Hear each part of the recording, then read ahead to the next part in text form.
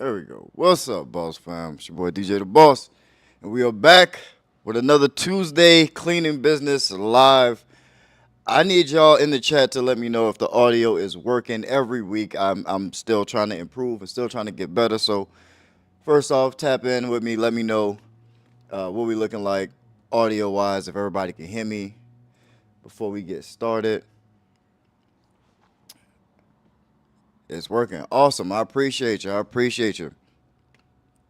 First off, shout out to you guys for being here. You guys are the realest cleaning business community on the internet, and I appreciate it. This channel wouldn't be where it is without you guys supporting and tuning it in. So, first off, big shout outs to all of you guys. Love y'all so much, and everyone who's been supporting me for the last few years on this channel. It's been dope. I'm loving what this channel is turning into, and I'm loving all the connections I'm making with you guys through these one-on-ones and back and forth emailing and DMs and learning about all of your businesses and all of your personal lives and your stories. It's been magical to say the least. I couldn't be happier with where the community is. We are over 11,000 strong now. And it's all love. It's all love. It's an amazing community. I appreciate it, man. Today's video, today's live, the theme of today's live is obviously going to be what's going on for the new year. How do we plan for 2024? It's the year is almost over. We got the holidays coming up, and then we're on to the next year. So it's a good time to start. If you haven't already, you definitely should have already, but it's not too late. It's still somewhat early in December. It's time to start thinking about what your plans are for the next year, and that's what I kind of want to theme this live about, this live around today, and also, of course, as always, answering you guys' questions and helping you guys work through whatever it is that you're struggling with or what's on your mind in terms of the cleaning business or your cleaning business. And so that's what we're getting into today. Hop in the chat with your questions. If you have a question, get them in the chat. I pretty much just roll through them how they come in. So if anything's on your mind, you want to ask anything, you want to shout out anything, I pretty much just read all the comments as we go through the live. So I appreciate you guys being here. Hit the like button for your boy so that everyone else in the community starts to see this in their YouTube feed. YouTube won't show it unless you push that like button. So hit the like button for your boy, and yeah, let's make this a really valuable live. The more questions that we have, the more things that I can answer, more things I can address, and more things we can start conversations around, and maybe that'll help even more people. So no question is a dumb question. So please put them in the chat. Don't be shy. But before we get into talking about planning for our 2024, I wanted to talk about the templates. A lot of people have had some questions about the template.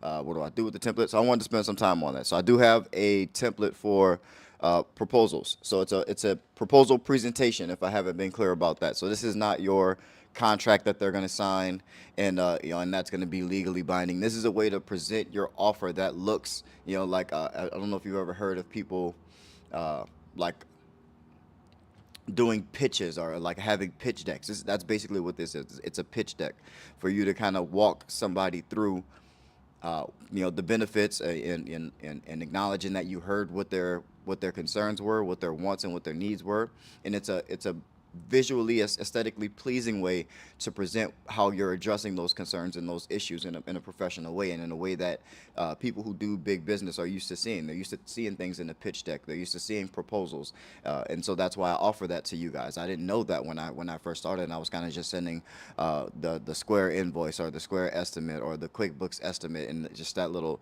sheet, and that you need that. They want to see that as well because that they're also used to seeing that. I never realized that there was a step above that I could be going, and so that's what that proposal template is. So yes, along with the proposal template, you are going to have to send those other documents, your actual contract, where you have this thing actually written out as a contract. I don't have that as a resource for you guys yet, but I will work on making something for you guys that's a little bit more template, so it'll give you a place to start. I'm never gonna just give you the answers to the quizzes. Obviously, I made a post the other day that said good teachers, they don't tell you what to see, they tell you where to look. And so I'm going to tell you where to look. I'm going to give you a template. It's going to be made so that you can fill it out and you can make things according to you and according to your personal business and what your goals and what your goals are and the things that are important to you, because terms that I have in my business that could turn potential clients away may be something that you don't want to have in your contract. So I'm trying to figure out a way to make it templatized to make sure you include the things that are important for you and the things that are going to work for you, and obviously show what I would do in my particular situation and what works best for me. But I always want you guys to be able to think for yourselves and to be able to create these things, to design this business to work for you, because at the end of the day, that's what it's for. It's your business. It's supposed to spit out money for you at the end of the day. But also with the template, I can't remember who it was, but someone was letting me know like, hey, they've been working with the cold call template, the cold call sales template that I put out, and they've been getting some traction, and they got a really big client. Then they also wanted to use the proposal template to make their presentation, and I didn't respond to him fast enough to get to find out how that proposal presentation looked when he sent it off. But once I was able to get a hold of him, he let me know. He's like, yeah, I kind of just kept it pretty gray and black and white, and I didn't have time to like take pictures and whatnot, and so I kind of just sent them what I could, and and honestly, that really disappointed me, because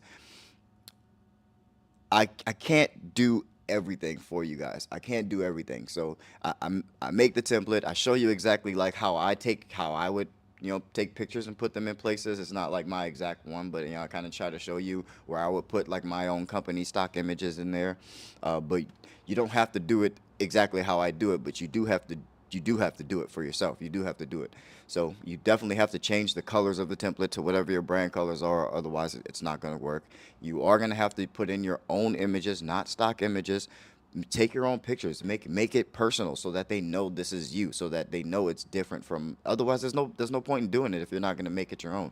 That's the reason why you do this, is to show your company's personality and to show how you're different from other companies.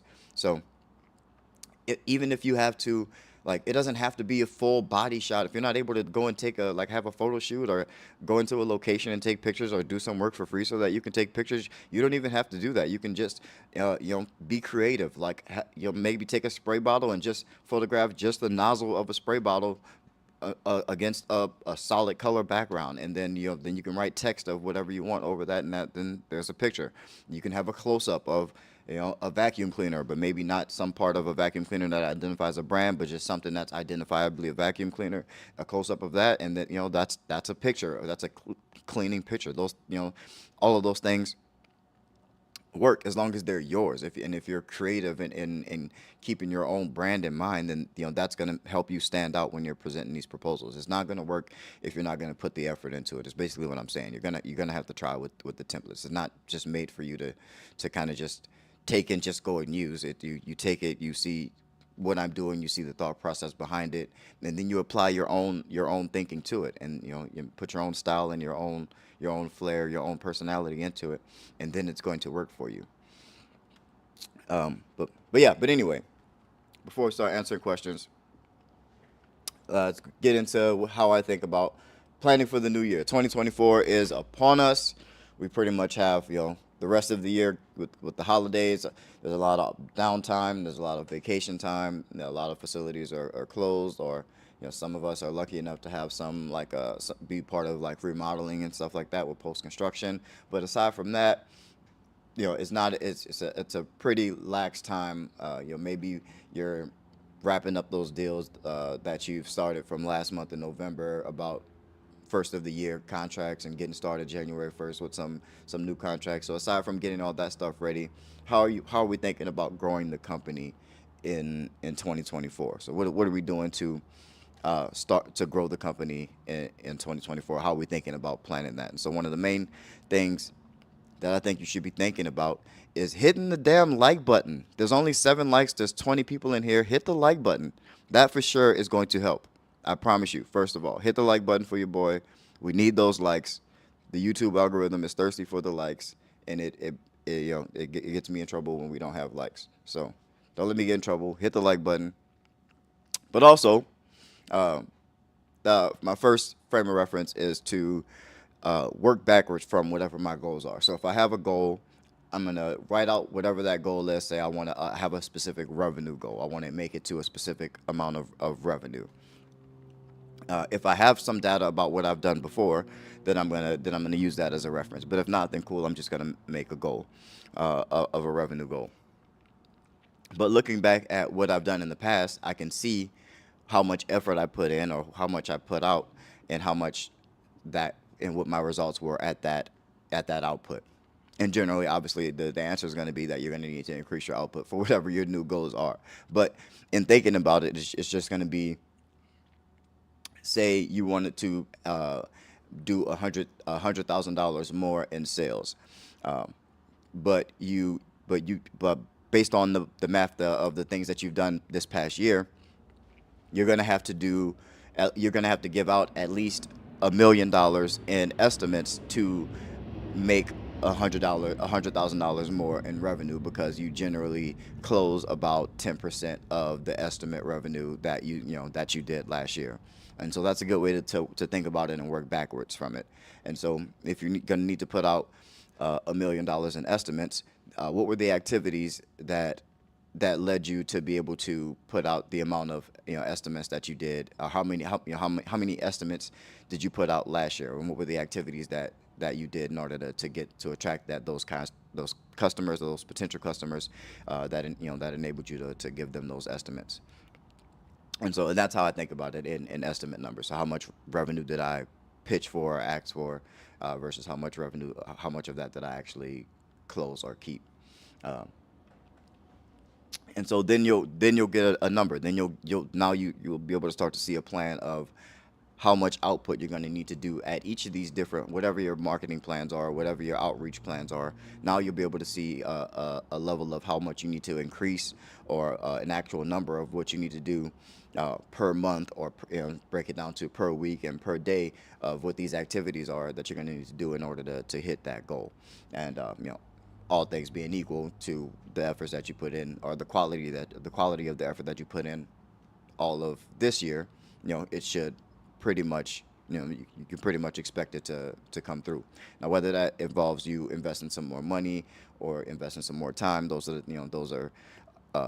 things that we'll address when we go to planning, around processes and procedures. But generally, that's the first thing I like to do is because these are your more lofty ideas. You're thinking backwards from your big goals that you're. I like to look at, you know, st- I like to think of next year that in that big grandiose kind of way. Like what in the next year, where do I want to be? What do I want my business to look like? And then I try to work backwards from there and think of the steps that are going to get me there. What do I need to increase based on what I've done this year?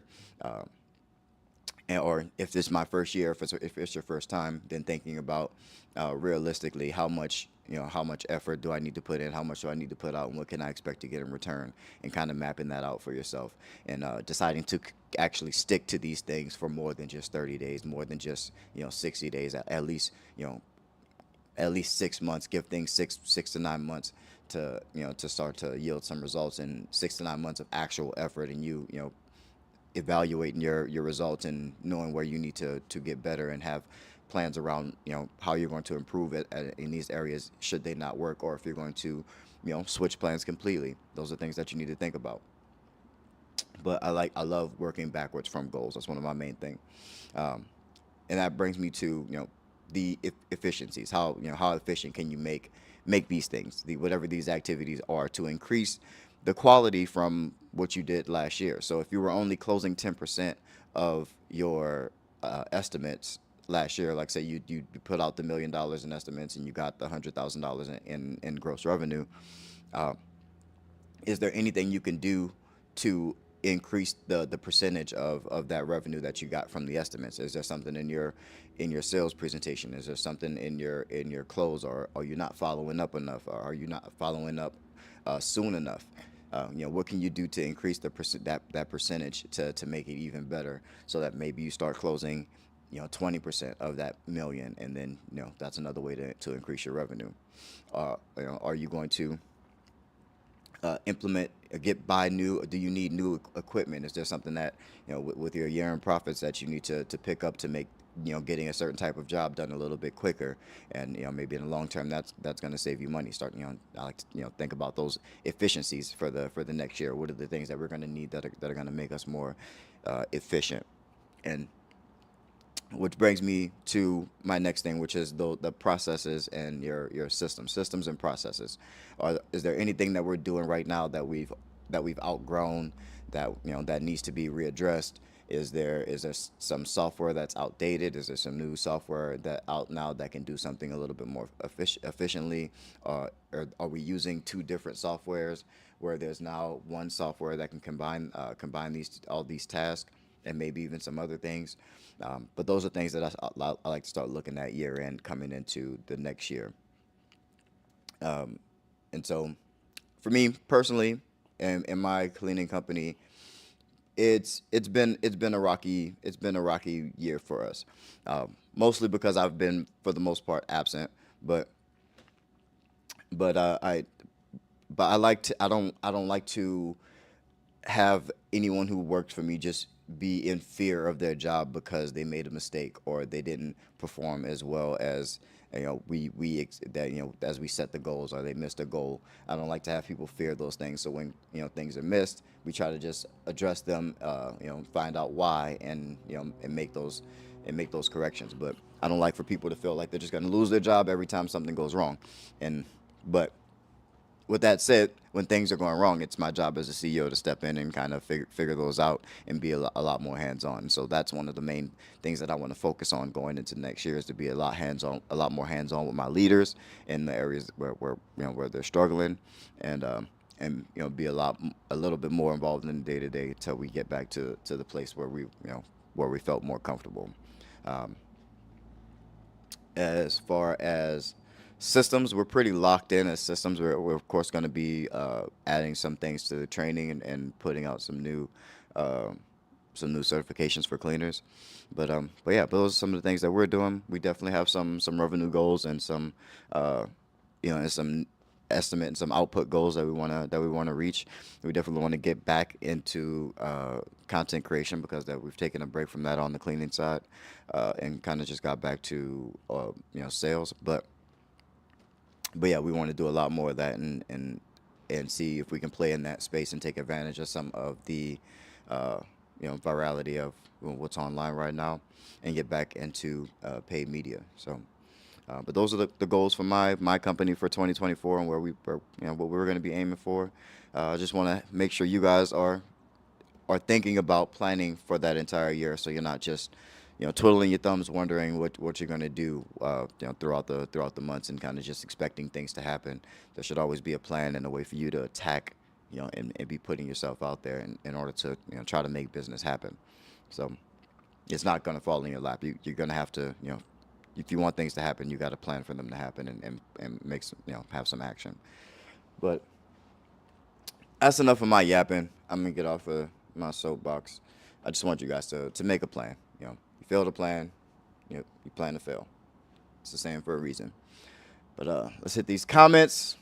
See what's popping. What's popping?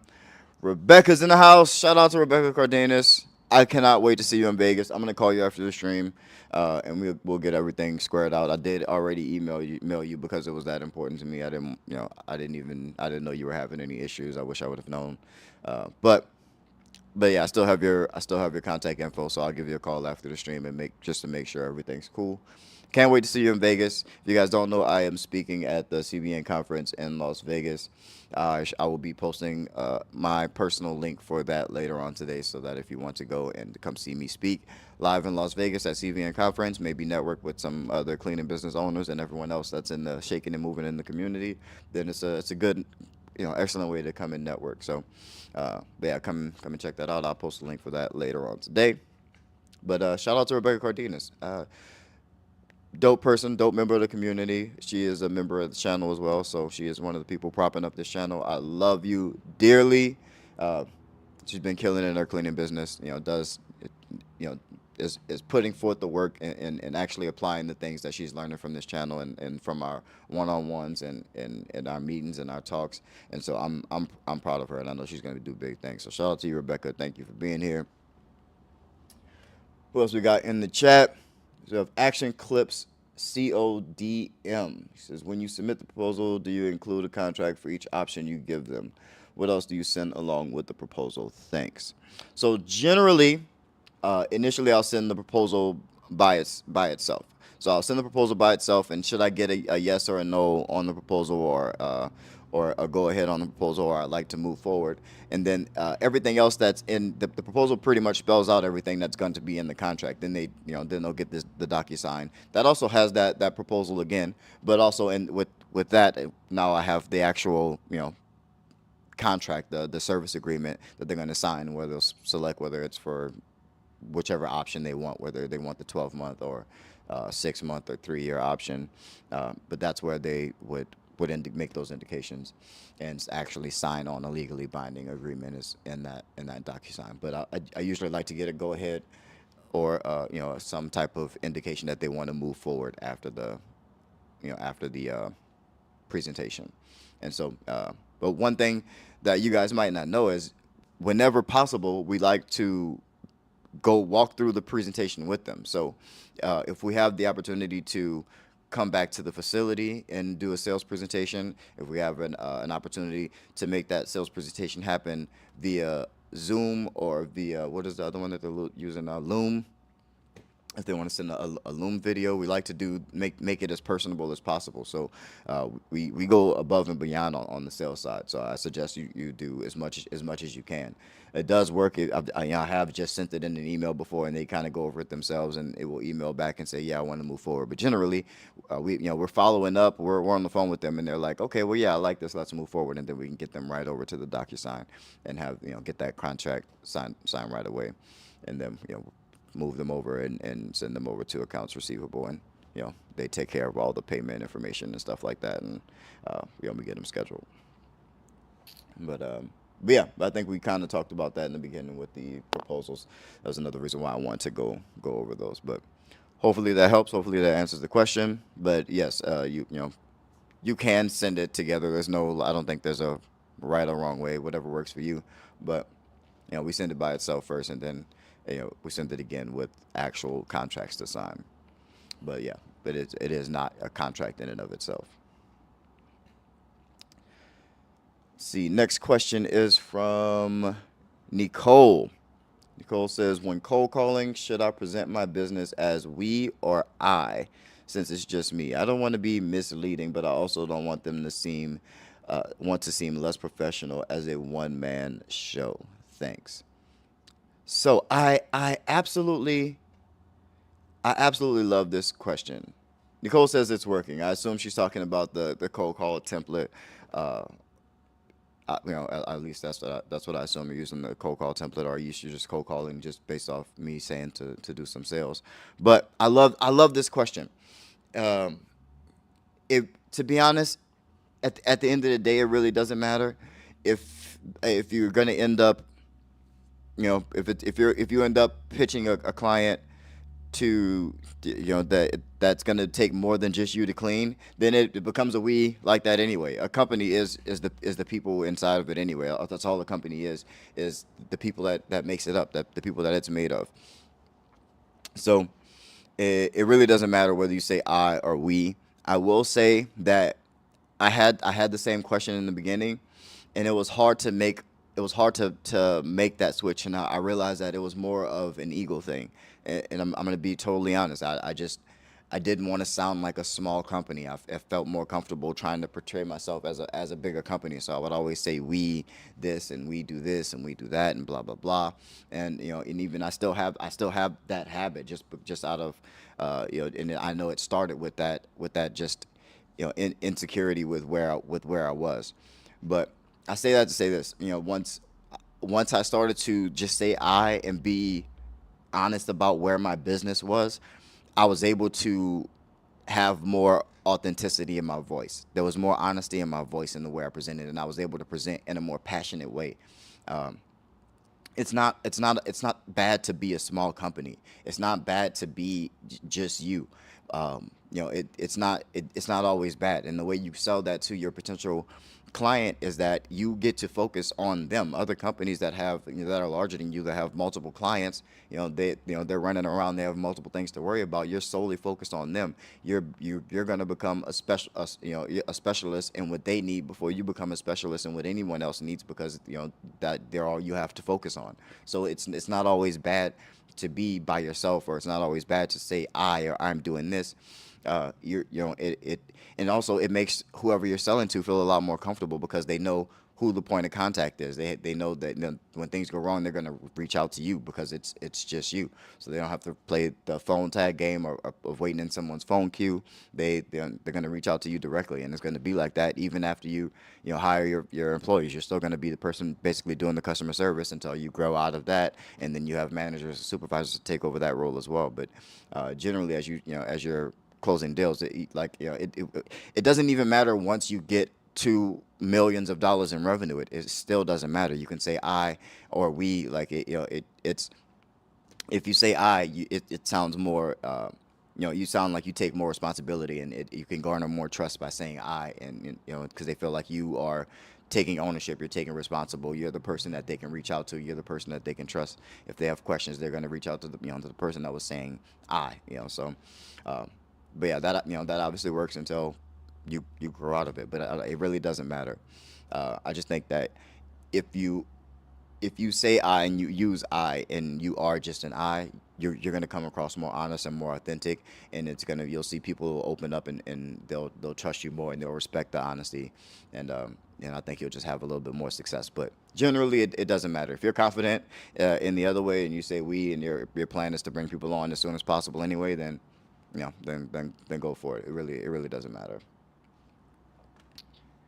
Let's see. Habibi says all is good, all good, all good. I see, man. All good over here too. All good, man. Let's see. Versus action clips. CODM says loud and clear. Appreciate you. Appreciate you. The audio has been a struggle with the live. So anyone who's been on the older lives have known that I was using this mic, which is apparently trash for lives. It works for everything else that I do, but apparently for live streaming, it does not work very well. So, but I'm trying it this way with the wireless Rode, so it seems to be working. Hopefully the volume is okay for everybody, so y'all can give me a double check on that. If it's some people say maybe it's still low, then but we'll address that if that's the case. But hopefully this is better. So I'm hoping this is better.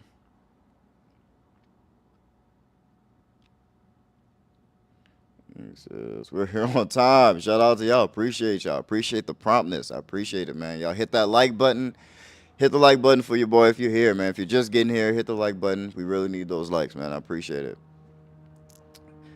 Action Clips here. By the way, this is Chris. This is my other channel. Dope, dope, man. Got two channels. I have other channels, but I abandoned them. So, and then I just pop back up like nothing happened. But I got to get to showing some attention to my other channels. I really got to show my other channels some love. But I love you guys so much that I can't stop, trying to provide value for you guys. You guys take up pretty much all of my YouTube time. So, but it's because I appreciate you guys so much, man. I get so much value from this community. Let's do no review TV, man. Shout out to you. I see you, homie. Appreciate you for being here. So how long did it take you to reach the 100K, then 500K? It really doesn't take long. I think after 2 years, I was over 100K, and then it kind of just spitballs after that. I think I have a video about it. I think my third year in, I had a client that was like 400K by itself. So yeah, it starts to snowball really quick, especially if you don't stop doing the things that get you to that first point, and you start having a little bit of comfort in your life. If you don't stop doing those things, you don't change your lifestyle. It begins to pick up. It begins to pick up. But yeah, I think it was only about I think 3 years, 3.5 years at the most, maybe, before the half mil. Habibi says, what questions do I need to ask for my first ever walkthrough with a big commercial account? So if it's your first walkthrough with a big commercial account, like I said, if you're a small company, use that smallness to your advantage. Bigger companies are going to have everything all systematized out. They're going to have their process and procedure kind of dialed in. You can use that you don't to an advantage. So you can go in there and make sure you're asking things about them. Ask what they want. So the entire interview has to be you getting as much information out of them as possible. So if that goes from budget to desired start date, I had a video where I say desired start date is extremely important. You want to find out what irks them. Have they had cleaners before? What was their experience like with other cleaners? What areas are more important than the other areas? Flood history, fire history. If you as much information as you can get from them as possible about what they want you to do and why they have you there, so that in your proposal you can address all of those exact things. So it's really hard to compete with someone who tailor made something specifically for you. So that's my main tip is to make it about them. It has to be about them. It's not about a lot of people have it mixed up. They want to be in this business. I get it. You want to be in business to make money. You want to be in business to change your life. But understand, business at its core is about helping other people.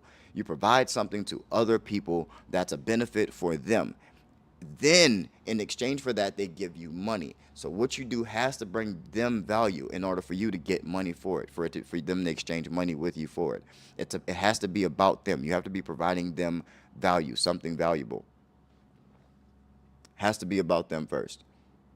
It has to be about the customer. It's not, you have to, I know it's about you, but you have to temporarily take yourself out of it for a moment. Temporarily just take getting anything out of it, getting paid, take all of that out of it in those moments and kind of just think, what is it that you can do for them that's going to benefit them? And then once you find something that benefits them, that's worth money. And then you know exactly how much how much money to ask for. Not how much money to ask for, but you know that you can ask for money. Let's see. Where was I? Where was I? How do you turn in the proposal also to your customer? Sending the price with proposal or an actual proposal itself? I think I kind of already answered this a little bit, uh, but yeah, I mean they always receive an email with it, but we're generally following up, with video calls or video messages or follow up meetings, and those are how we present our proposals. Let's see, Jason 1334 says, how much should you charge for an apartment post construction final clean if you knew? That's like I need way more information. It's hard for me. Like everyone pops on these cleaning business forums, and like it just asks how much should I charge for this, and I'm like that is such a lazy question to ask, to be honest. Not to be like harsh, but like I'm not gonna know that how much you should charge. Like I don't know your business. I don't know what your overhead is. I don't know what your expenses are. I don't know how much you're paying your employees. I don't know if your employees have benefits. I don't know if you have management to consider. I don't know what your profit margins are. I have no idea anything about your situation. I don't even know, based off your question, I don't even know what city or state you're in. I don't know what taxes are like over there. If you have taxes, you know, I just don't know. It's not enough information for me to answer the question. So I'm sorry. It's the type of thing that we would need to deep dive into and create you a process for coming up with price, so that you can kind of answer this question for yourself. But yeah, book a one on one. We can deep dive into it. I still do one on one consultations. The link is in the description. If guys want to do a one on one session where you can pick my brain and we can deep dive into exactly what's going on in your situation and what you need to do to get to the next level, then do that. Click the link in the description and book a one on one time. You can pick any time that works for you on my calendar, and yeah, we'll get it started. Victor Sierra says, "What's up, DJ? I literally just opened up my LLC for my cleaning company and have been watching your videos, which are very helpful. Thank you so much. I appreciate you. Thank you so much for watching my videos. I really hope that you are applying the things that I am putting out here. That it doesn't work unless you do something with it. You have to actually work it. It won't work just listening to it. You can read about push-ups all day long. You will never get muscles reading about push-ups." And it could be the best push-up book in the world. It could be the best book on exercising ever. You won't lose a pound until you apply what you learn. So, I love that you're watching the videos, but even more so, I would love it if you missed some videos because you were too busy being on walkthroughs and actually, applying the things that I'm talking about. Let's see.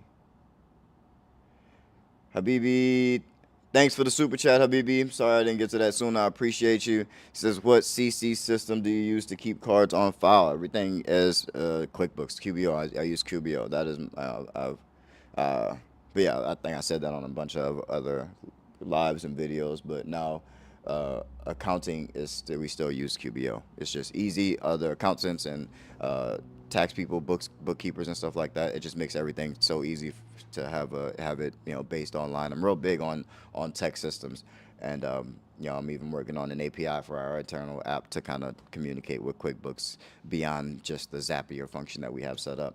We're trying to make an actual program that talks back and forth with QuickBooks. But yeah, that's what I use to keep credit cards on file and to auto bill every month, or to run cards in person, or it kind of has everything we need as far as that function on the financial side. Let's see, where the heck were we? Action Clip says, "Looking into hiring virtual assistants to help me with cold calling system. Hopefully create leads for me. Get to it, man. Like I said, a business is it's all about the people that you have. The people they don't have to be next to you. They can be remote workers. You need people that don't clean, that do stuff on the computer. So that's a great way to go." Someone says, "Do I need to be insured and bonded right away?" Not if it's not a requirement of your client. I didn't get insurance until my client said I had to have insurance, and they wanted to see it. And then once I got paid, I went and got insurance. So it's just about your situation and where you are. If you have the means to get insurance, it definitely is going to help you if you have it already, and so you're prepared to kind of immediately show that to potential clients. But you got to have money first. You're going to need to create some income in order to be able to pay for insurance and to get bonded. So you're gonna have to do some work to get out there and clean. You don't have to be insured and bonded right away. Uh, but if it makes you feel comfortable, and if you want to have it a little bit easier, then it's something that you can do. But don't let not doing it stop you. Not having it stop you from getting started. It's no longer an excuse. Let's see. Action Clip says you can get insurance for pretty cheap at first. I had insurance and waited for me, and as soon as I landed a client, I activated my insurance. That's exactly what I did. Yep, same thing, same exact thing. It's a lot cheaper than you think it is. It's a lot cheaper. The amounts, the premiums, and the coverage amounts are high. I think they start at like $1 million, but don't the policies and payments are usually like 40, $50, $60, $70 a month. Not extremely expensive at all. Jajit Singh says, "Hi DJ, hope you are doing well, brother. What paperwork do we need when the final deal with when we final the deal or finalize the deal on any commercial contract for 1 year or 6 months?" So paperwork, I mean, you need them to agree to whatever your policies and procedures are that apply to every last one of your clients, and to whatever terms that they agreed to based on your presentation or your proposal. Uh, that's pretty much it. You need that service agreement, and everything else depends on kind of what type of client it is or what niche you're in. Some niches you may need like to get like building codes, or if you need keys to the building, it may be good to go and like um, download like a key release. Maybe that'll be another resource that I'll have for you guys. I'll make a key release form so that so your clients can feel like you are being responsible and taking responsibility of the keys that they issue to you, or maybe they'll give you a copy of a key and you can give them a key release form that you've signed, agreeing to maybe replace the locks should they become lost or stolen or anything like that. Um, and the same for your employees or your managers that are going to have keys to these buildings. I think a key release form is pretty cool for certain niches. Some people don't even need keys. They just maybe need an alarm code, or maybe they just need that someone's going to be in the building. So it's not always the case, uh, but yeah, that's one. So you need your actual service agreement. You need them to agree to whatever your general policies and procedures are for your company. But that's it. Maybe a key release. But as far as forms and documents, that's it. If the authorization form for their card is generally early on in the process for us, whether it's ACH or credit card or what have you. But I think those forms are even on QuickBooks already. So, but you don't need much. You just need them to sign on the dotted line, agree to these terms. That's pretty much it.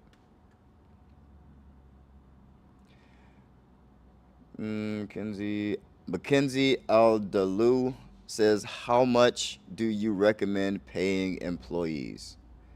I recommend paying them competitively. So I don't know what area of the country you're in. So I mean, it's relative. In in Louisiana, minimum wage is a lot lower than it is in Seattle. So the pay rates differ just basically just based off that right out of the gate. But it generally depends. I Here's what I like to do. I like to budget for my employee costs to never go above 60, like 64.5% of revenue. So I like for most of my revenue to I like to have that margin. So that's generally where I like to be. Is no I don't so whatever that ends up being for you, I don't know what it is. I don't know how to break that down into whatever you pay people in your area, but I generally like for my employee cost to be 60% of 66, 64%, 64.5% of revenue. Um, but yeah, just be competitive. Look at what cleaners are making in your area. Look at what other janitors are making in your area, and just try to be try to be competitive. You can pay a little bit more if you want to hire some better talent. You can pay a little bit less if you want to be a little bit more profitable than other people and put that money into other places. But that's a personal like preference thing. It's not like there's no formula. There's no exact formula for it. It's hard to recommend something for it. It's kind of one of those things where it's up to you. So what do you want to pay them? Look at what the average is in your area and decide, do you want to be the people that pay the most, or do you want the people that pay the least? Maybe you can add on some benefits if your base pay was a little less. Maybe there's other things that you can do for your employees if your base pay was a little less that other companies don't do. So those are things to consider, but it's all based on kind of what you have to offer and what the rates are in your area. But I generally like to have my employee costs you know, total out to less than 64.5% of revenue. That's just me personally. I'm not saying anyone else should do it that way, but that's just kind of like a goalpost for me.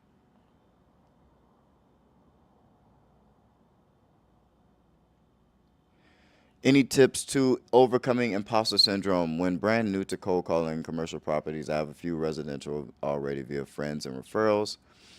Commercial business feels so intimidating. I can definitely understand that. It can definitely be a little bit intimidating. These are people who do big business. They could be potentially moving around millions of dollars like it's pocket change for their company. These are people who've been in their respective industry for years or sometimes decades. It can be pretty intimidating, but you have something to offer. You have something to offer them. That it's not we don't exist for nothing. You do something they don't want to do, or people in their business don't want to do. But it also makes them more efficient. If they can focus on whatever task, whatever their primary business tasks are, they get to focus on those things and just outsource the things that they don't actually do. Like they don't actually clean. There's no reason for your company, at least this is how I talk when I sell. There's no reason for your company to have, uh, a training program for how to clean these certain types of spills or these certain types of stains. There's no reason for your company to invest money in that. That's not what you do. You do X, Y, Z. So, let us focus on the cleaning stuff, and it's one monthly cost. That you know exactly what it's going to be every month. You need anything else, just but aside from that, we'll be here already, so we'll know. And yeah, that's it. You don't really. Was that another super chat? No.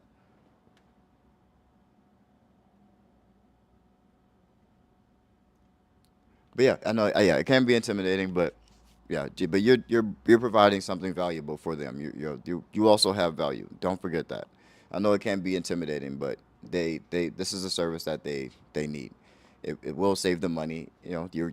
You're increasing their efficiency, like by also having less sick employees. When people are sick from work, businesses lose money. That costs them money.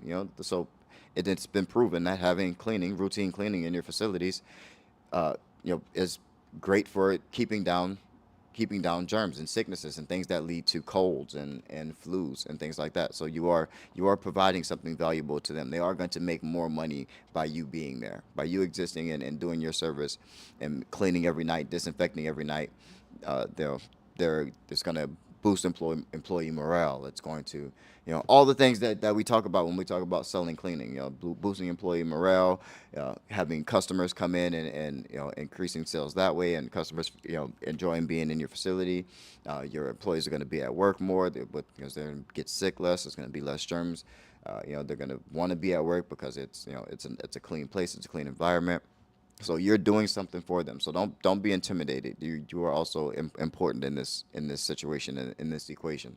So remember that. I do have a video coming out later this week about how important cleaning really is, and so where I dive a lot deeper into that. But just know that you're doing something important, and that's what's hurting a lot of people's sales is you're not confident.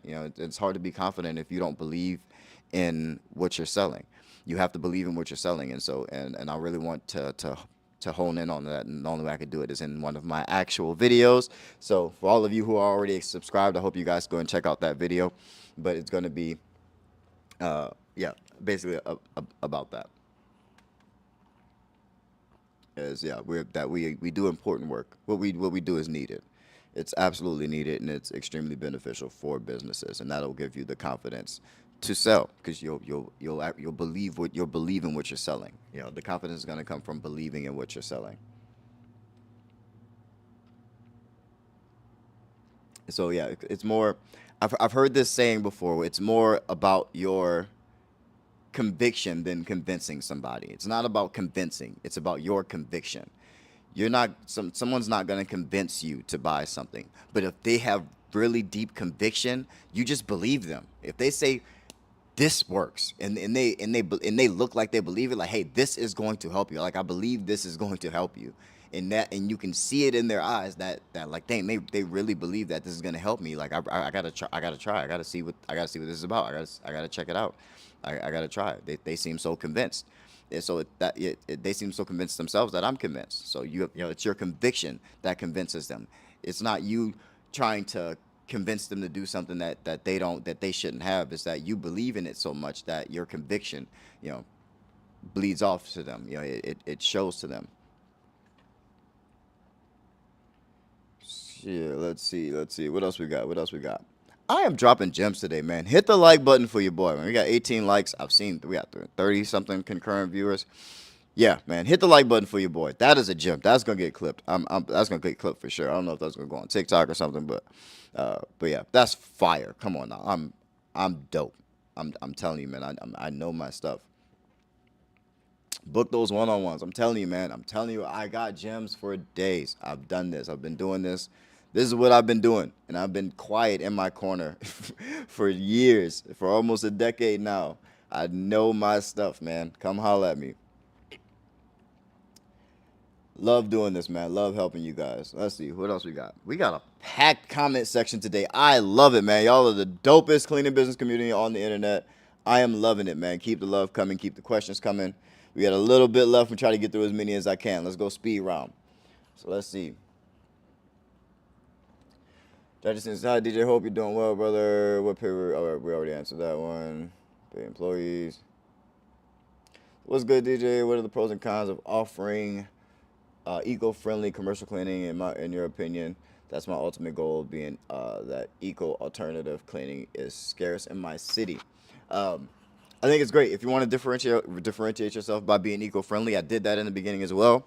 At the time where I did it, it was a big thing. It was a little bit newer, but it became something that everybody was kind of talking about and everyone was trying to do. But what we learned through COVID is that eco-friendly isn't always the best option when it comes to disinfecting. Yes, we can clean eco-friendly, but to disinfect eco-friendly, now you're talking about something completely different. Now it's going to make things either extremely costly or it's you at some point you're going to have to use chemicals in order to actually effectively disinfect. So that's the potential cons is it may get you out of the realm of being able to sell services related to disinfecting, or you may be extremely limited in that area. But it is a differentiator, and you will connect to those people who that is important to. So it is a way to differentiate yourself. So if it's not important to you to go deep into the chemistry of disinfecting, and you kind of just more thinking about cleaning and being environmentally friendly, and making things shine, making things smell good in a natural way, then cool. That's a niche in and of itself. So. Yeah, I don't think it's bad or good. I think it's just, it's however you want to play it. Let's see. But yeah, there's pros and cons to everything. So, but yeah, it can go good either way. If you want to be eco-friendly, be eco-friendly, be all green, save the world and stuff. I started that way as well. And to be honest, it was more of an attention grab because I knew it was popular, and so it's kind of what I leaned on. But uh, once I saw and learned had to learn a lot more about disinfecting, then obviously we just clean and we disinfect. So we try to be as eco-friendly as possible, and always have that as a background thing, just especially because we started that way. But we don't push it as much. But I still think companies who lead with it can have success because there are people who out there who that's all they care about. So you will connect with those people. Jason 1334 says, "Can you explain what W-9 means? I had a customer ask me for my certificate of insurance and W-9 before we start work."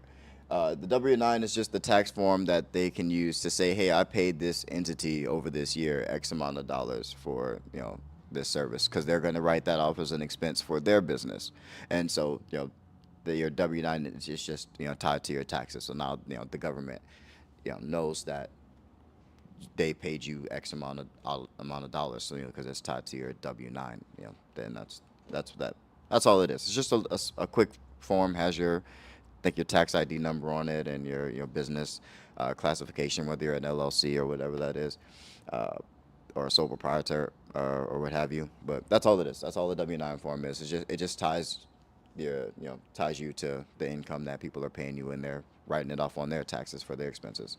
So, but that's your W-9. It's not something super complicated or anything that you should be afraid of. I'm pretty sure you can go to the IRS website, download like a W-9 form, and just have one ready for everyone who asks you for it. You just fill it out, and I kind of just have it pre-signed and ready to go for anyone who asks for it.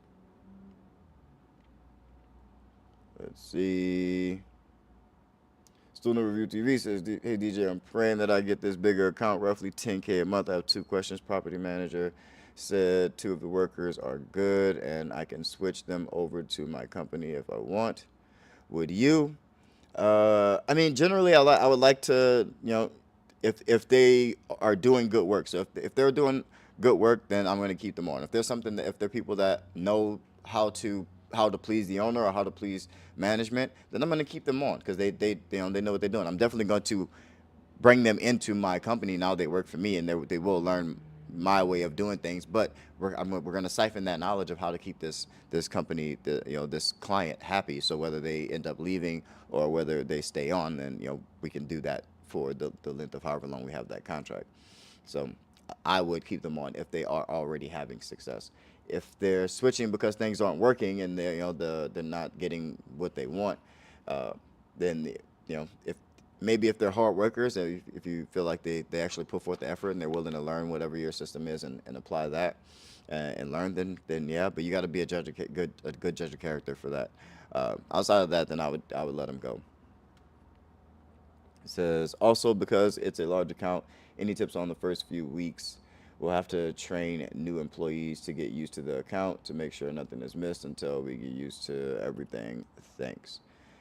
Yeah, I mean, so ideally you would get in there before, and you want to be having your processes and procedures kind of spelled out. So even before you get there, so you should be the one that's thinking about how you're going to train people and what they're going to be doing and how you want them to go about doing it. So like I say, make it stupid proof. So write it out. If it's going to be a checklist or if it's going to be if you're thinking about trying to train people, have them go over exactly how they do these things. Either if you're going to make it a manual, or if you're going to record some videos of how you clean a bathroom or how you vacuum a living room floor or a space, But and if so that's what you need to be doing in advance. If you don't have time to do that, then you're going to have to be there and kind of walk them through it. But ideally, you should have some type of process and procedure spelled out for how you want to do things before before your before your first day of work, or before your first day of training new employees. So maybe get in there and do it once yourself, and start to put together that training manual, that process and procedure, and then that way you can kind of you can communicate it to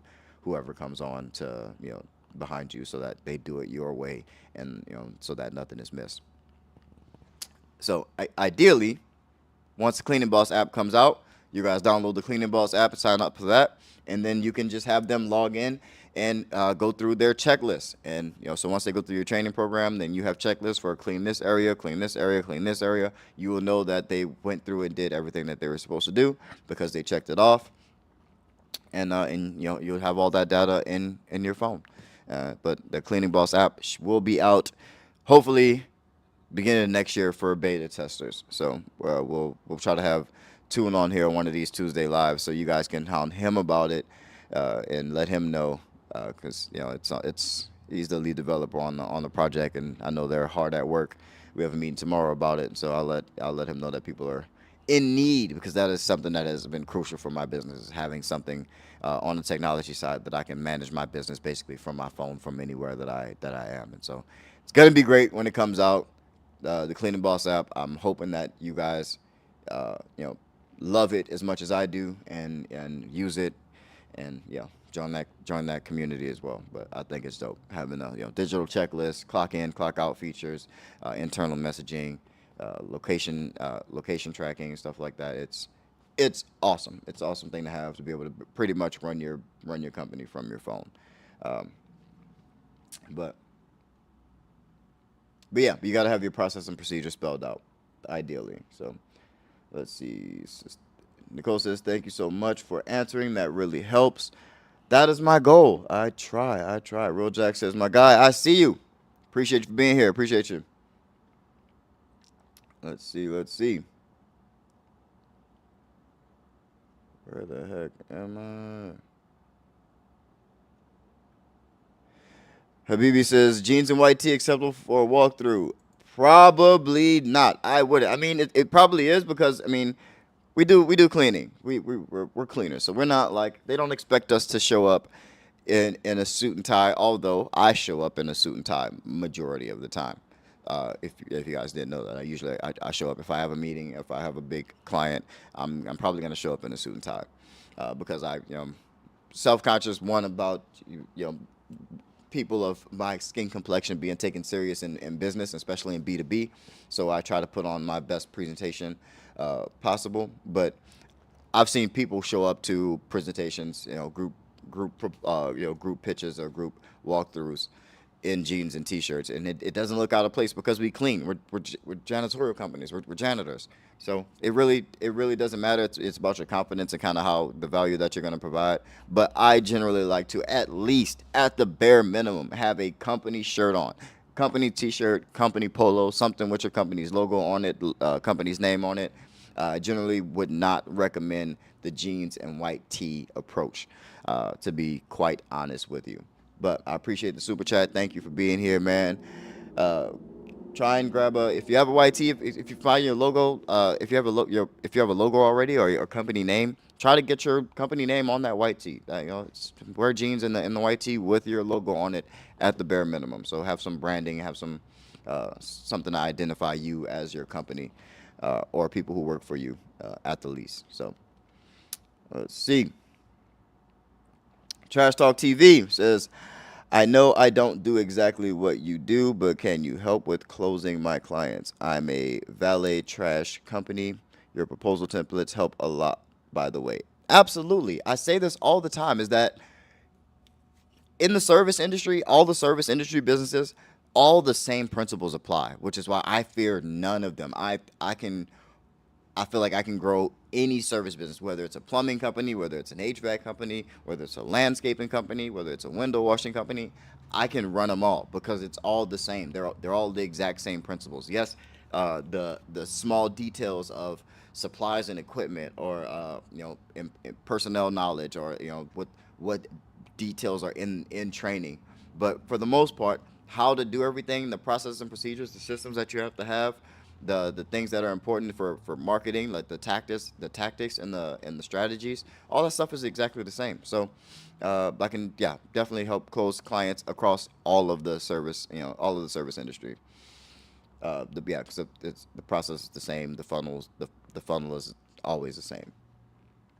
It's customer acquisition over long term value. That's always the equation.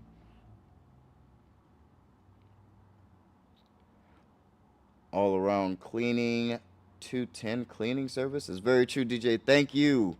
Appreciate you. Since I just joined, had a question about paying taxes. Do you know about, was that electronic fund, EFTPS, electronic funds transfer system? Not exactly sure. So not my strong suit. Something that I wish I gotta start having people that work for me come on these lives, or come on the channel more, because Camille would know. My bookkeeper would know, or one of my finance guys would know. But I'm not that deep into it. Uh, yeah, I'm not super deep into taxes. I pretty much just watch what I buy. I buy things strategically that I know can be used for specific write-offs, or uh, to knock down my taxable income.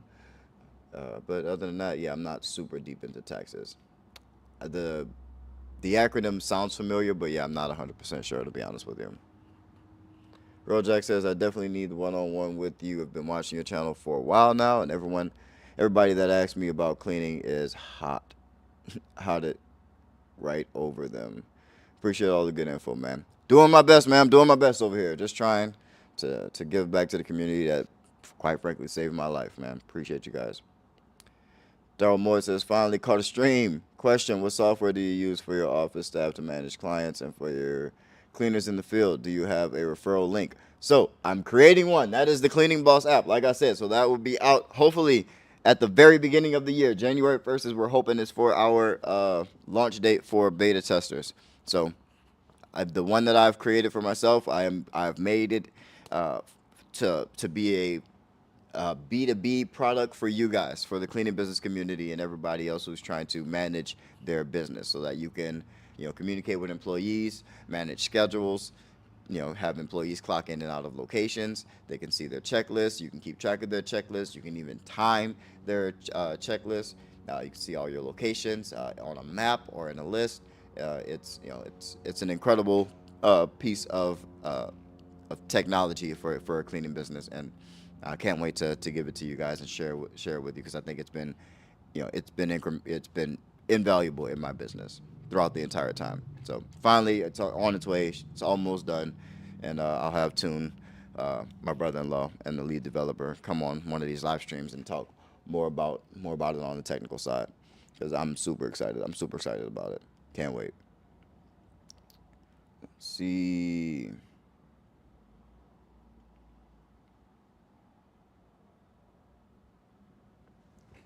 Am I? Here we go. Man. The comments are coming in fast and it's jumping my thing around. I can't keep a track of where I am.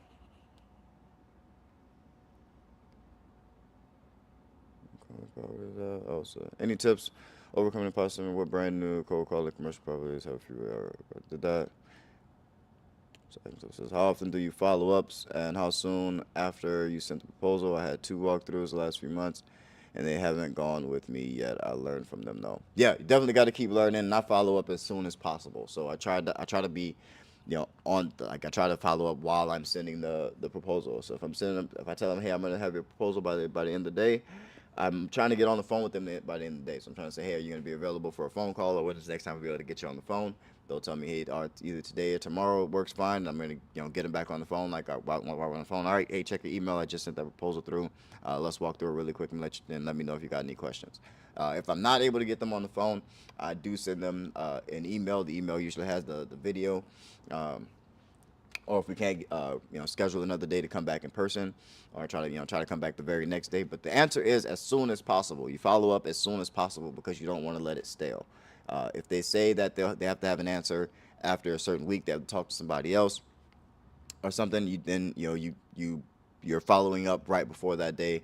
Hey, just checking in. Just wanted to make sure everything went fine. See if you have any other questions. See if you want to walk through the proposal. But generally, you follow up as soon as possible, as soon as you can.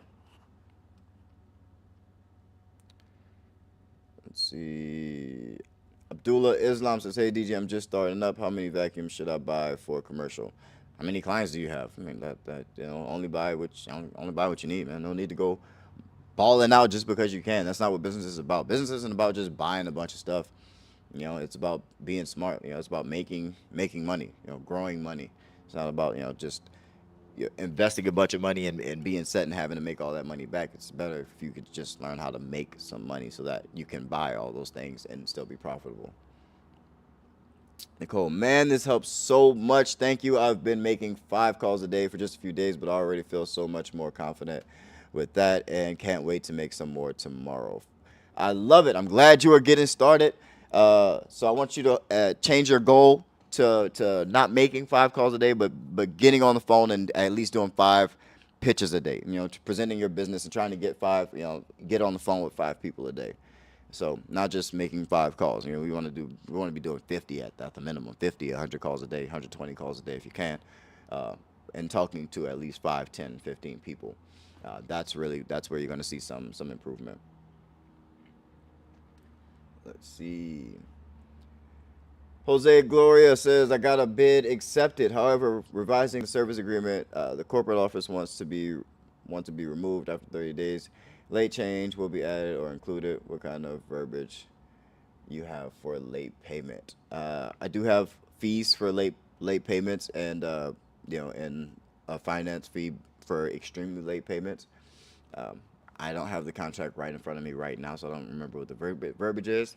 And like I said, I'm going to try to get a template out for you guys so that you guys can kind of go through creating your own service agreements. So I think that'll be extremely valuable. But yeah.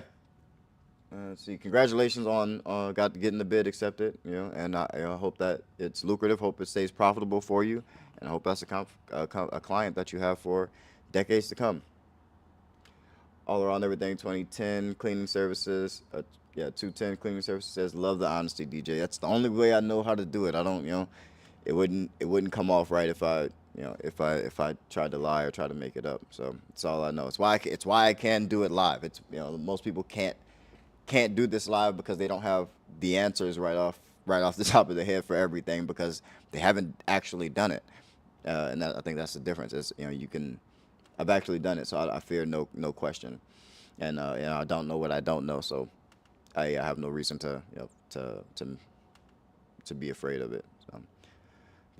So that's all I try to do. Try to come over on here and provide as much value as possible. Do you think Google Ads and the Google Guarantee badge would be worth the money? The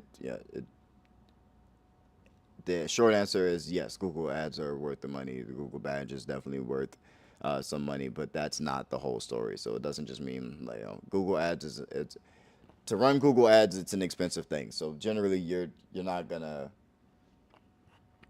Yeah, you really got to know what you're doing. So if you're gonna go in through Google Ads, don't think that just because you watch maybe one or two YouTube videos on how to start a campaign that you're going to have success with Google Ads. So really respect that platform and understand that people spend lots and lots of money per day. Probably your revenue goals for the year are probably spent in your area per day for in probably in your industry, in your areas, if you're especially in the major metropolitan areas. So be careful, learn, know what you're doing before you launch that campaign, because it can be done with not a lot of money, but you really have to know what you're doing. So be careful. Jason 1331st is usual is the best. Bro, giving us so much information for free. Hey man, so I'm not. So y'all cut AJ some slack, man. Cut AJ some slack. Cut all these YouTubers some slack, man. There's nothing wrong with selling something. There's I would assume that there's some value behind the things that are sold, or there's some effort put into things that are sold. So I mean, I sell things too. I don't have a need to always be selling, because I do harp on providing more value than selling. But at the end of the day, when you put effort into something, when you package something, you spend time, creating a structure around something, and formatting it in a way like you're like it's like putting your like you spent say you spent 3 days on a painting, and then you just want to give that painting away for free. No, you want something for it. If you're especially if you're an artist and that's what you want to do for a living, and that's all you want to do, you're going to put all your effort into something and making it to try to suit somebody and try to be of benefit for somebody, and they deserve some compensation for that. So I'm not mad at anybody for selling, or having something for sale. Try to get as much value as you can, and if you're not ready to buy something, or you don't see the value in it, or you don't feel like a content creator has provided enough value for you to, you don't know, like, and trust them enough to spend some money yet, I wouldn't necessarily don't demonize them for selling or having things to sell or making offers. It's is at the end of the day, you're going to be doing the same thing. You're like, a lot of people say that, and then you look on their cleaning page, and their entire cleaning page is them just selling on the cleaning page 100% of the time. So it's everyone's the same thing. Everyone has something to sell. So you're going to be on your cleaning social, or once your cleaning business has a YouTube page, you're going to be uploading a bunch of sales videos. You're going to be asking people for sales. Hey, buy my cleaning service. Buy my cleaning service. Buy my cleaning. That's why I preach a different way of just providing value, providing value, providing value. And when you provide enough value, you build enough know, like, and trust, then people want to spend money with you. They want to do business with you. So pump the brakes on being so judgmental. And AJ's a good guy, and he wants well for people. So he's just also a businessman. We're serial entrepreneurs. Everyone wants to be successful at all these business endeavors, but we can't turn it off. It's hard when you're a thoroughbred entrepreneur. You can't turn it off. It's hard, and our personal relationships struggle for it, and we sometimes come off as arrogant or cocky or greedy because of that. But we just love the game. That's it. We just love playing the game. This YouTube thing and the YouTube business behind it, it's also a game. I get caught up in it as well. Uh, but yeah, man, lead with empathy. Try to lead with empathy. Everybody in this industry is moving and doing something, and we can learn something from everybody. So, but yeah, all love to AJ, man. All love to you, Jason 1334. I just hope it gives you a slightly different perspective to look at things. All around cleaning services, exactly. Company name is all well around all around cleaning services. Oh, okay, your company name. Sorry about that. Tribe says, do you have an LLC or an S corp? I've transferred to an S corp lately, but I do still have other LLCs, and I do have other like uh, smaller entities that are LLCs that are owned by the S corp. Um, but yeah, generally I started as an LLC, and I didn't even change that until more recently. So, but yeah, you're probably just gonna start off as an LLC until you start paying yourself like a reasonable salary consistently. Life as Marley says, have you had a company try to not pay you? Having trouble with that now? Yes, I have. That's why I have the policy of get paid first. That's exactly why that people think I just made that up because I'm just like the smartest business person ever. No, I got gypped out of a lot of money.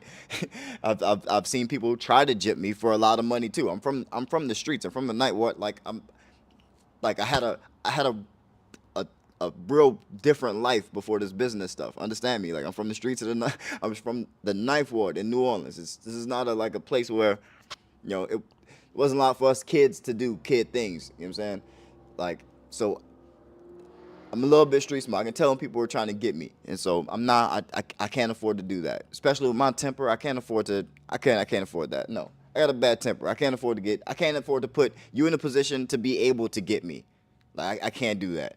Especially when the name of the game is to stay in business, and if you jipping me would put me out of business, I'm liable to commit crimes. Let me not get demonetized on YouTube, but I would commit crimes. I'm telling you, if somebody didn't pay me. So my policy is to get paid up front. So, but yeah, if they've already stiffed you, the best thing is to just move on, man. Move on, move on. Go get some more money. It's not even worth it. It's not even worth it. Just move the heck on with getting paid first or getting that payment information up front.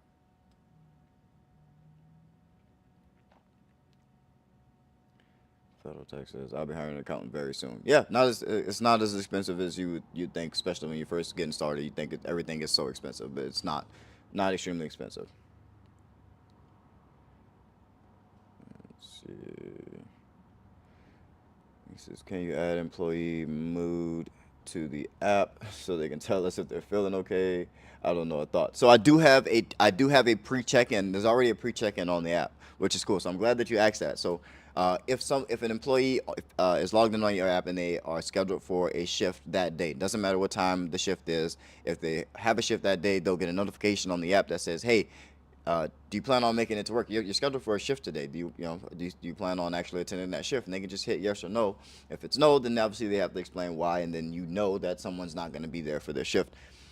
And if they have yes, then they just it goes away, and we just expect them to clock in uh, on their shift, even if they're late, even if they're running late. Excuse me. But yeah, that is something that the app does. And let's see, it's about so we need that software, DJ. It is coming. It is coming soon. Now, hopefully next week I can get tuned on here for a live stream, and then right after Christmas, as a Christmas gift, the app will be out. So the app it will be paid because it has to sit on paid servers and things like that. So it's not gonna be like a free app. But I've never had a free one. If you find a free one, let me know. But this is what I made, and I can provide for everybody else. And but it's worth it. Your business is gonna have expenses, so expect to have expenses, and your software is gonna be an expense that you should prepare to have to pay for. So, uh, yeah, just be aware.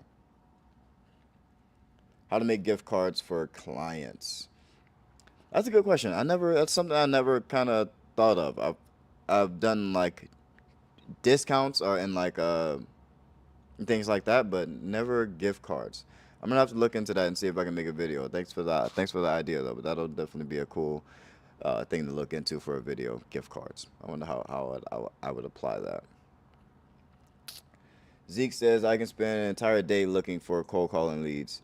Do you hire anyone or use specific software to scrape leads for your cleaning business? I'm just looking for faster alternatives. Yeah, I pointed to systematizing the prospecting. I talked about that in a different video. You don't have to be the one to do it.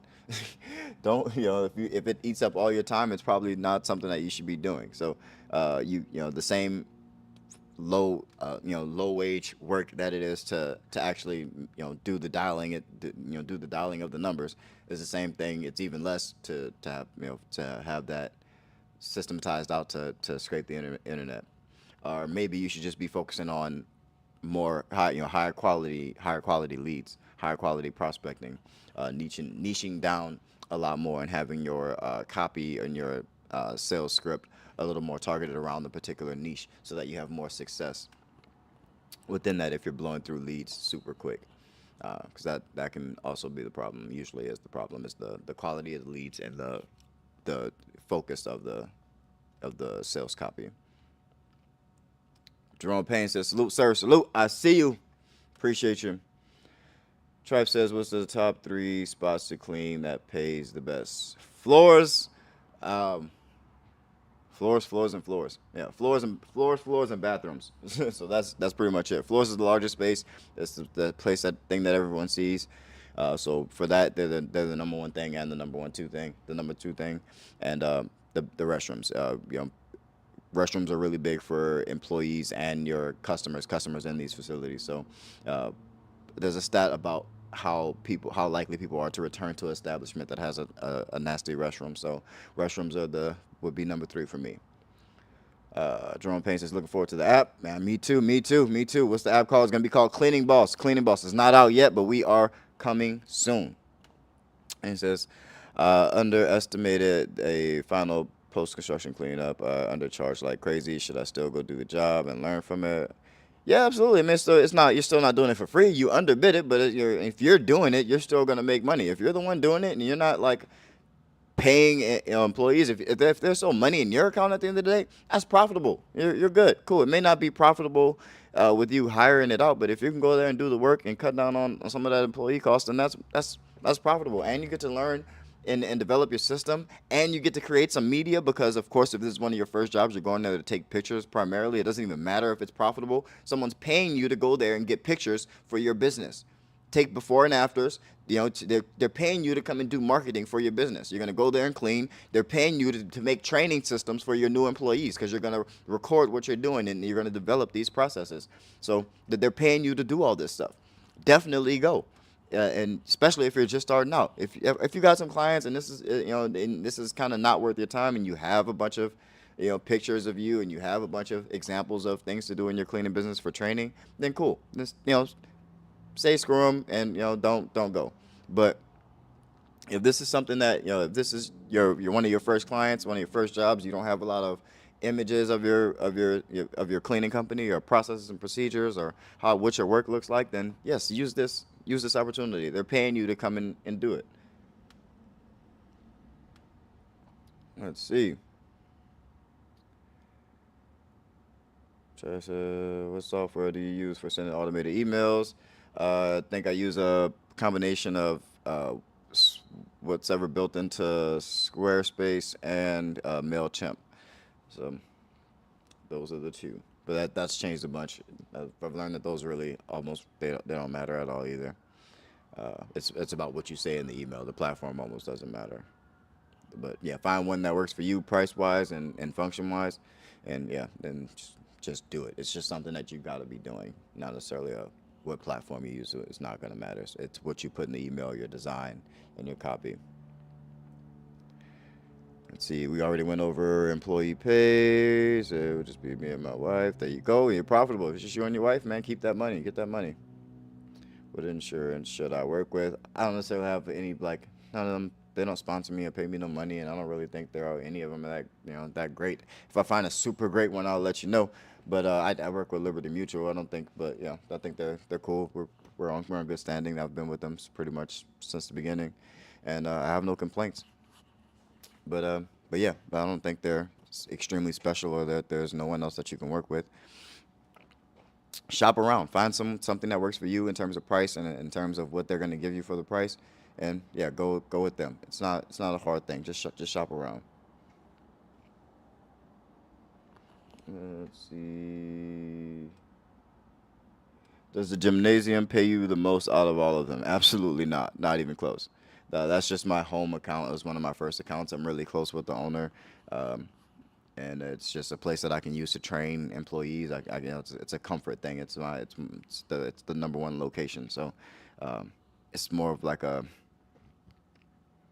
historic like place. It's like a second home base for my company, and just because of the relationship that I have with the facility and the owner, and we've been there for so long. So, but they definitely don't pay us the most. No, no, no, yeah, not at all. Let's see. Why not just send them from your own email account? Because there's some privacy laws in effect there. So when you go to sending mass emails from your account, you also have a limit by your email provider. Google doesn't let you just send unlimited emails at once. So you don't know that until you go and try it. But I've definitely tried, so trust me, I know. So, but you can also get into a lot of trouble with the spam because there's laws about reaching out to people and cold emailing and stuff like that. So there's laws around that. So you have to use the service, give them an opportunity to opt out. If you do it from your personal email, you don't really have an unsubscribe or an opt out, so it can get you in trouble with the law. So what's up? Just got here. You talk about the app you're working on. I did just finish talking about the app. You can rewind and check it out. Talk about kind of the functions and what it's going to be able to do. But we got more on that coming next week on the Tuesday live next week. So, which accounts pay you the most and how much do you have to clean? I don't know which one exactly pays the most, but it's probably one of the ones that are the 8 hour nights, 7 days, 7 day a week clients. Those generally are the ones that are paying the most. Uh, but yeah, but that's gonna wrap it up for today's live, man. We went extra long today, man, an hour and a half. That definitely deserves a like, man. Hit the like button if you have not already, even if you're just getting here, man. It's gonna help the channel. It's gonna help other people find the video. These lives are only up for the day that I record them, and then they go bye-bye for the members only. So if you want to see the old lives from the channel and how much value in the questions that we answered in the previous live, we've had some really valuable lives. As you can see today, I'm always answering dope questions, and they're always different. If you want that, to be able to have access to that, then you have to join the channel. Become a channel member. The link is in the description as well. But yeah, and then you can go and see all the rest of the questions in the previous lives. But yeah, live playbacks are for members only. I appreciate all of you guys for being here. Thank you. You guys are the reason why we are the realest cleaning business community on the internet, man. I appreciate y'all. Share the videos, man, if you're so inclined to. Share the page if you're so inclined to. Show me some love on IG. Go follow me on IG and go show me some love on TikTok. We're 11,000 strong on here, but I'm in the hundreds, the low hundreds on both those other platforms. So if you have an Instagram or a TikTok, man, go follow your boy over there so we can get those numbers up over there as well. Let's see. Download the proposal template if you haven't already. If you don't have a way to present your business and make those presentations like a pitch deck, go ahead and download that. If you're not making sales, if you don't know what to say on the phone, you need a process. Start thinking about selling, cold selling, and introducing your business to customers that don't know you, never heard of you. Then download the cold sales template. That link is also in the description. That is a paid resource. But when you think about it, it's $25 for the first 100 users. We still haven't gotten to 100 users. I think we're only at like 70 or 80. But when you think about it, you can grow your client base up to at least 300, over $300,000 with just cold calling before you decide to go with something else. Knowing that that's possible, it's really, really a no-brainer of something to purchase. So the link for that is in the description. Start getting some money into your cleaning business. And I love y'all, man. Let's see what we got. People popped in real quick. Somebody said we should call the last 10 minutes. Hello, new fan of you, Lola Adriel. Hey, I appreciate you, Lola. Lula. I hope I'm saying your name right. How can I schedule a call to you? The link is in the description. So you just click on the description, see more if it says that, if you can't see the full description. But you'll see the link that says book one-on-one or one-on-one call or consultation. You just click on that link and you go through the scheduling form there. And you'll be able to get on the schedule with me and we can go through whatever you want to go through. And yeah, get your cleaning business to the next level. Let's see. Would you consider banks good locations? Yeah, absolutely. Some people have businesses that solely clean banks, and that's great. Medical facilities. I don't do medical facilities anymore. They were a little bit too strenuous, a little bit too much technical cleaning for me. I just didn't want to train on it, but they pay good money. They pay probably the best out of any other facilities, outside of the luxury tech offices. But yeah, they're still good facilities, and they're big money. So, but that's gonna wrap it up for this live, man. I appreciate you guys. I gotta go get ready for basketball practice and coach my boys. And but yeah, I love you guys. I'll see you next Tuesday live. Appreciate you guys. Love y'all. Keep that boss mentality. Peace.